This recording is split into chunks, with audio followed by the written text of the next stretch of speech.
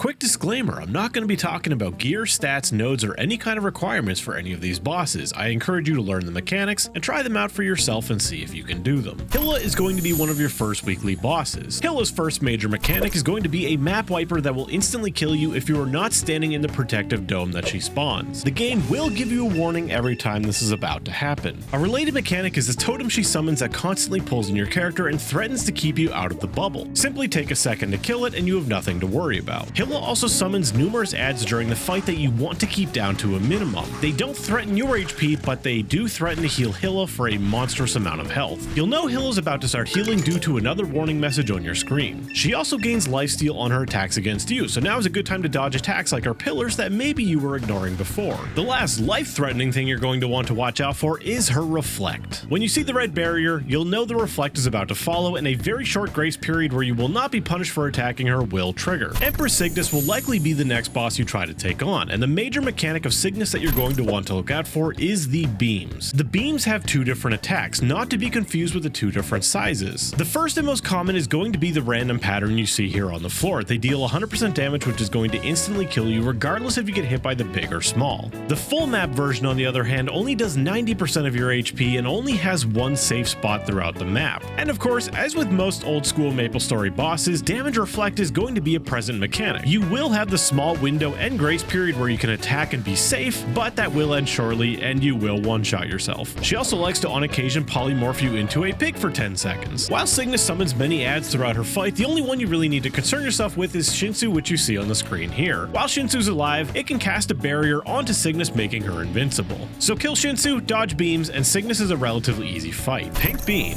Make sure you bring all cures to this fight because you are going to be bombarded with status effects, including everybody's favorite, the classic 1-1 where your health and mana both go to 1. You'll be greeted with the sight of 5 different statues, each of them having their own abilities that I will list the relevant ones on the screen. Most notably the center and the center left statues, as they have damage reflect, and we don't like that, so you want to get rid of those ASAP. Many classes will also be able to stand on this elevated platform and be able to damage both statues simultaneously. And once those two statues are done and you no longer have the risk of hurting yourself with damage reflect, this phase is really easy. The actual Pink Bean fight will consist of you fighting Pink Bean with 3 health bars each larger than the last. And much like the phase with the statues, the biggest threat in this stage of the fight is damage reflect and hurting yourself on it. But there's also another layer to this. Pink Bean summons adds throughout the fight, and these adds can actually stack up and make it a little bit difficult to see whether or not Pink Bean actually has damage reflect. That means it's pretty important to know what it looks like, which it looks like this. If you happen to have a hard time seeing the effect amongst a bunch of adds, you can either look for the health bar to stop moving, or just pause, take a break, and look for the reflect icon above Pink Bean's head. Much like phase 1 with the statues, if you can prevent yourself from dying to reflect, then you really have this fight in the bag and it's just a cakewalk. Zakum is not only going to be one of your first major tests of how geared you are, but how well you can follow mechanics long term. For most of the first phase, you're going to be spending your time dodging Zakum's arm slams. These are one-shot kills that do 100% of your HP damage. Whenever your arm is intact, Zakum always does slams in groups of 3, starting with 3 slams of 2, 3 slams of 3, 3 slams of 4, but once Zakum gets to the point where it starts doing 6 slams, it only does this twice and with a much longer delay than normal, so you have more than enough time to get to a safe spot. Then the cycle repeats itself, and it's worth noting that if you destroy arms on a side, that side is now safer to be on, as arms on the left can't slam on the right and vice versa. After the second cycle, it's time for the platform stage, and this part is actually a lot more relaxing than the first part. Now the ground is on fire and you don't want to be down there unless you're a bowmaster. Then you can turn on your lifesteal and just kinda not care. But even some classes with lifesteal still have trouble out healing such high damage, which means you'll be up here doing the real mechanic, this laser beam you see going across the middle. The platform that the laser beam is targeting will be highlighted by the ground glowing orange, and you just need to not be on that platform. Simply drop down or jump up and you'll be safe from the laser. But before we move on to phase 2, there is another way to do Zakum. Should you leave Zakum in phase 1 without any arms, you will enter Enrage Zakum, and it sounds much scarier than it actually is. Enrage Zakum will summon adds which can be threatening if you're undergeared and can't manage them. However, you are less likely to enter Enrage Zakum if you are undergeared in the first place. Notice some things, like platforms can spawn while Zakum can do the slams, and yes, you can sit up on the platforms and be safe from the slams. Zakum also gains a map-wide attack, dealing 99% HP damage. Should you be struggling with the adds and you leave a bunch of them alive on the screen, line and Zakum does that map wiper attack, it can be dangerous and leave you in a bad spot, especially if you have ginger ales on your autopod or anything less than a power elixir that may leave you at less than 100% health, leaving you vulnerable to yet another map wiper attack. Realistically, if you can keep ads under control, Enrage Zakum is actually a pretty chill time. Other than that, it's just going to resist damage sometimes. Once Zakum drops to 20% health, you've entered phase 2, and this is a very simple phase. Occasionally, these green holographic cubes will show up. You need to be in that when Zakum slams down to resist the damage it does, otherwise you will be one-shot. The only obstacle you'll have in this goal is these little yellow markers on the ground that slow you if you get hit by them. That's all you have to worry about. Just be aware of what mobility skills your class has to help you get into those green cubes easier.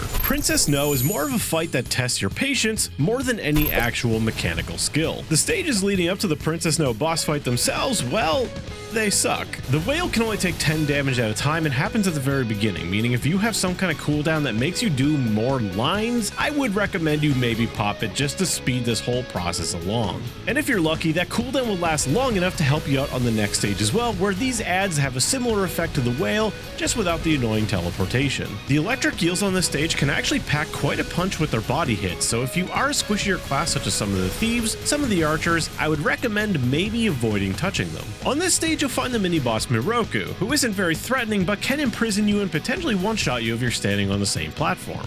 So now you've entered the actual boss fight itself, and you may see a bunch of things around the screen that may seem a little overwhelming. Well, the good news is they seemingly do nothing. The first major mechanic a princess knows you need to be concerned with is when you see her casting infinite flames. After a short delay, you will be imprisoned in an object that if you had a teammate, they would be able to break you out with damage. Some classes also have summons that can just break themselves out, or you can just click the portal here to go out of the fight to the previous room, then you can enter the same way, and bam, you're free. Congratulations, you've now cheesed Princess No's most serious mechanic. Other than that, she summons ads sometimes like this, and then she goes intangible. You need to kill the ads, and then she'll be vulnerable again. After Princess No's health drops a little bit, she's going to teleport up to the top platform, which she will stay up there until she drops to 50% health.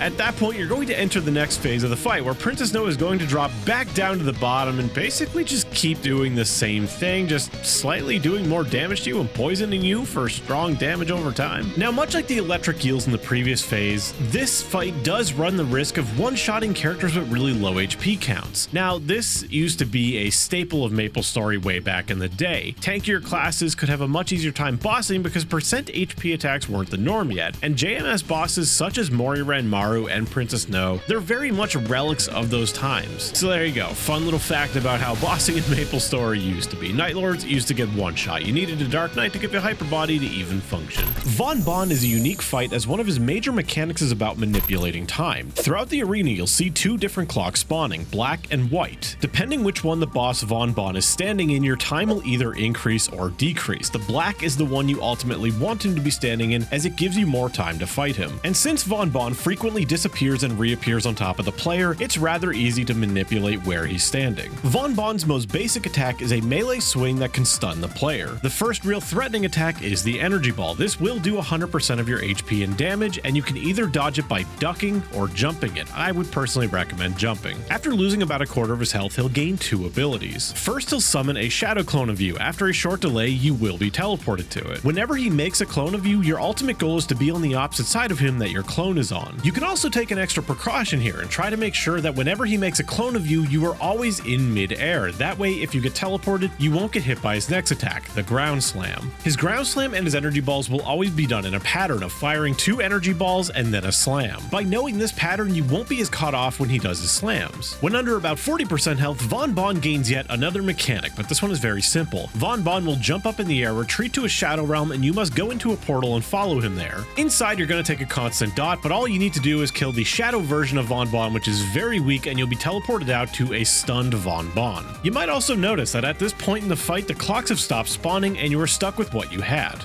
At extreme low health, Von Bon enters his final phase, where he starts spawning at random points throughout the map, summoning a tornado. Touching this tornado will knock you back a fair distance, and potentially into meteors, as Von Bon does his best impression of Magnus. Once you eat the knockback once, you are safe to get close to him, and you can always damage him from range. The part of this fight is relatively easy, the biggest threat is getting knocked into meteors. Crimson Queen is a fight with 4 phases that rotate randomly. She will, however, always start in the same phase. Each phase of hers is going to have a basic attack that applies a different status effect. In this first phase, her face appears rather neutral, and she gains access to a blind and the ability to do a fire breath attack, which as a combination can be rather dangerous. Dodging the fire breath attack can either be done by standing on the opposite side of her or trying to outrun the fire breath, which I don't really recommend because the range is gigantic. You're also going to notice a stacking fire damage over time effect on yourself, and this can be rather dangerous, especially if you don't have an autopotter. The only way to actually cleanse this debuff is to either get hit by her fire breath, purging it off of yourself, or dying,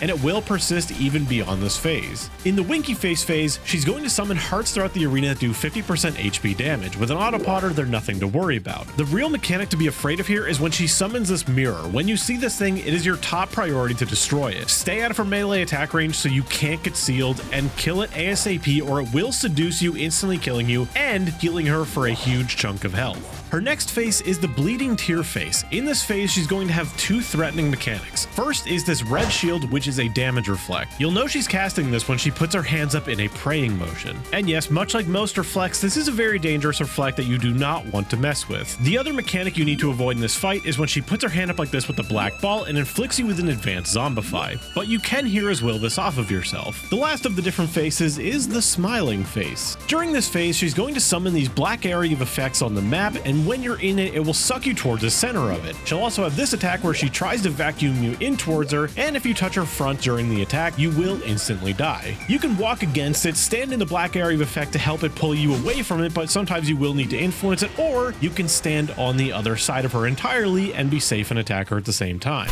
Pierre is a boss with a reputation of being relatively difficult to solo, but this is mostly due to misconceptions and just not understanding how his mechanics work. For the first 30% of Pierre, you're only going to be fighting Purple Hat, which is the neutral phase where you do neutral damage, hats fall from the sky, you spam the left right to get out of it, and he has 2 melee attacks, one of which knocks you away. At 30%, the real fun begins. You get either a red or a blue hat, and Pierre himself changes to either red or blue. Blue Pierre spins in a constant tornado that does damage and seals you if you touch it. The fire is nothing to worry about. Red Pierre, on the other hand, does have 1 dangerous attack. Simultaneously, he disappears and locks onto a random player's position and then pops out at that position and does 3 attacks, which will kill you if you get hit by them. While soloing, it's incredibly easy to dodge because you know he's locking onto you and the exact position you are standing in. Aside from the attacks, the colors of both you and Pierre are very significant. Matching hats means you heal him. Opposite hats means double damage. And if Pierre has a purple hat, like when he's switching between phases, you do neutral damage once again, but it is not recommended you burst him during this phase unless you are massively overgeared.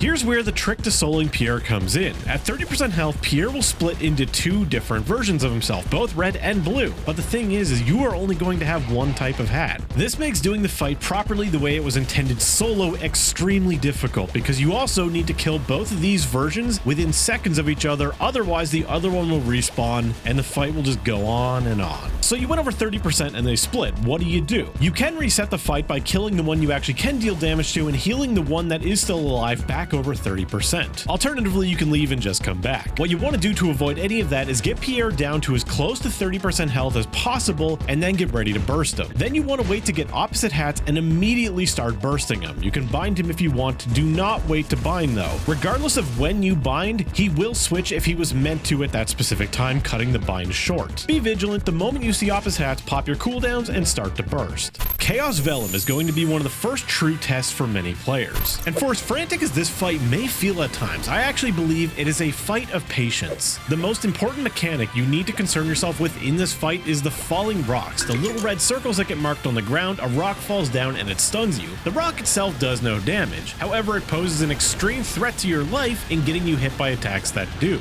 most notably Vellum's tail attacks, the yellow circles you see constantly stabbing up from the ground. These of course are instant kills, and they are one of the most threatening attacks in this entire fight. Dealing meaningful damage to Vellum while also dodging these tails will mostly entail very small movements which put you into safe areas without moving your character too far. One thing that will help you in this is knowing that the tails don't have lasting hitboxes. Once the tail stabs up, you can jump over a previous one going back in the direction you were dodging from. Vellum's yellow circles can also be unburrows. If it's a half one like this, it will not instant kill you. However, if it's a full unburrow, it will one-shot you, and afterwards, he has a chance to do his triple fireball attack. He fires 3 fireballs in front of him, each of which will one-shot you. With enough experience, you'll get a good feel of when he's about to do his fireball attack, which you can start popping your burst beforehand, and once he unburrows, this is an excellent chance to do burst damage. I personally like to let him fire his 3 fireballs, and then towards the end of this attack, that is when I like to bind him. This gives you a really long time of him staying above the ground, and once he's bound, he's gonna stop summoning tails, meaning you just get free reign to do damage to him.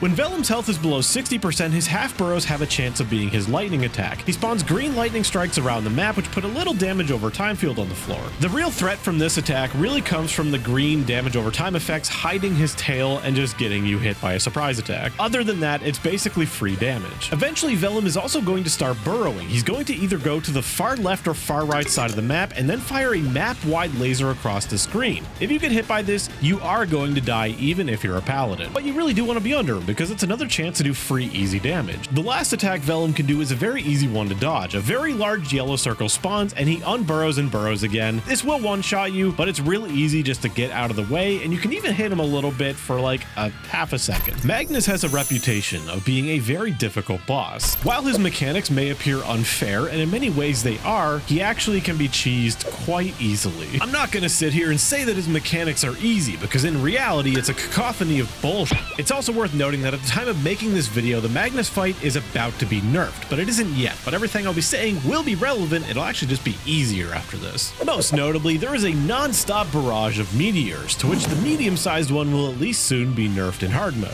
You'll also notice the giant blue pillar surrounding Magnus at all times. While outside of it, you deal 10% damage to Magnus, receive 10% healing, and you take increased damage over time. Basically, never go outside of this unless you're trying to dodge an attack. After the nerfs, the healing reduction will be reduced from 90% to 40%, as well as the damage tick rate of just existing in Magnus's arena will go from every 1 second to 2 seconds. Magnus will periodically summon these green lightning strikes throughout the arena, which as you can guess, will one-shot you. Magnus has 2 attacks which involve him going up into the air. The first, he will retreat inside of his wings like this, and then he will do 2 flame attacks to his left and right, the safe spot being underneath him. His next attack, he'll go up into the air and he'll hold his sword downward. After a short delay, he'll slam it into the ground, once again one-shotting anyone underneath him. This time, the safe spot is away from him. His next attack is a knockback. While the knockback itself isn't threatening, it can certainly hit you into many different meteors and get you killed. Also be careful about that attack when you're trying to bind, because he's actually invincible during the beginning of the casting of his knockback. Now as the fight gets lower, you're going to notice a few things. One, the bubble starts to get smaller. He gains a new attack, these green lightning strikes, which periodically strike throughout the arena, and they will one-shot you. The edges of the map will also start to get green poisonous gas. If you get stunned by the gas, it is almost a guaranteed death. It lasts so long, you're bound to get hit by multiple meteors or multiple of his own attacks. It's for that reason that it's advisable to either fight Magnus in the center of the arena or the very far left or the very far right corners, because there's no poisonous gas there. The respawn location is also changing to the center of the map, so you don't have such a hard time getting back to him, especially if you're fighting him on the right side. And the best tip I can give you for defeating Magnus is absolutely abuse the death timers. You have so many deaths in this fight, and you can use those 30+ seconds to get your cooldowns back. Bonus points if you can get the resistance link skill, because it will give you more time to deal your burst damage safely. If you don't have any bursts on cooldown or any cooldowns period, there's really no benefit in staying dead unless you're waiting for Magnus to position himself better. If you're willing to abuse the death timer to its fullest potential, as well as the buff freezer changes later on, thank God, Magnus can be an incredibly easy fight. You can actually take him down with very low stats, a lot lower than people generally think is needed for him. So that is all for now. Subscribe if you would like to see more stuff like this in the future, as I will be covering more bosses. Thank you to my members and my patrons for supporting me as always. Thank you to you for watching the video, and I'll see you in the next one.